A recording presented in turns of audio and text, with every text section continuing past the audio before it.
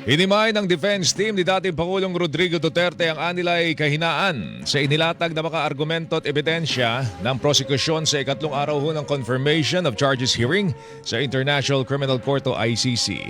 Ayon kay Attorney Nicholas Kaufman, abogado po ni Duterte, hindi sapat ang ebidensyang hawak po ng prosekusyon para matuloy ang paglilite sa kasong crimes against humanity of murder and attempted murder. Kabilang sa pinuna ni Kaufman ang inilatag ng prosekusyon ng mga talumpati noon ni Duterte dahil hindi umano na ipakita ang criminal intent at namili lamang ng mga babagay sa kanilang naratibo. Let's look at what the deputy prosecutor didn't state from the same speech. And the order is simply this: go out, arrest them if you can. But if there is no peaceful method of doing it and you're presented with violent resistance, thereby placing your jeopardy in your life, you shoot. Well, the son of the Mr. Duterte's language, obviously, but nevertheless an exhortation to lawful self-defense.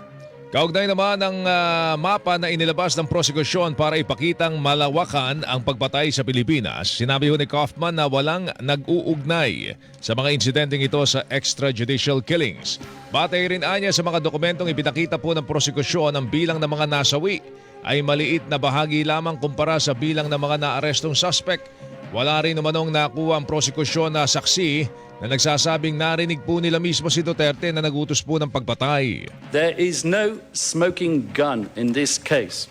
Not one witness relevant to any of the 49 incidents with which Mr. Rodrigo Duterte is charged will testify that he received a direct order from the former president to go out and kill someone. Pinabulaanan din ng depensa ang lahat ng binanggit ng prosekusyon na common plan gaya lamang ng command circular ni dating PNP Chief at gay Senador Ronald De La Rosa na nag-uutos naman ng Oplan Tukhang. It is not enough simply to assert that Rodrigo Duterte said outrageous things and that deaths occurred, and so, as a result, he must be criminally responsible.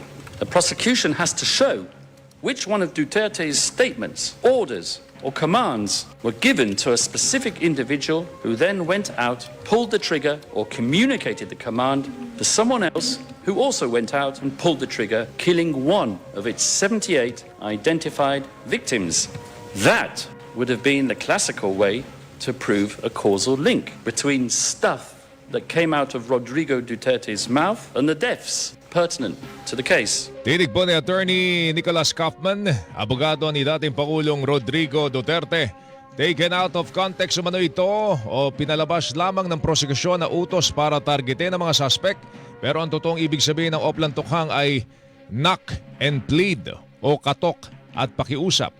Pinuna rin ni Kaufman ang paggamit ng prosekusyon ng salitang neutralization o yung pinagandang salita para naman sa murder.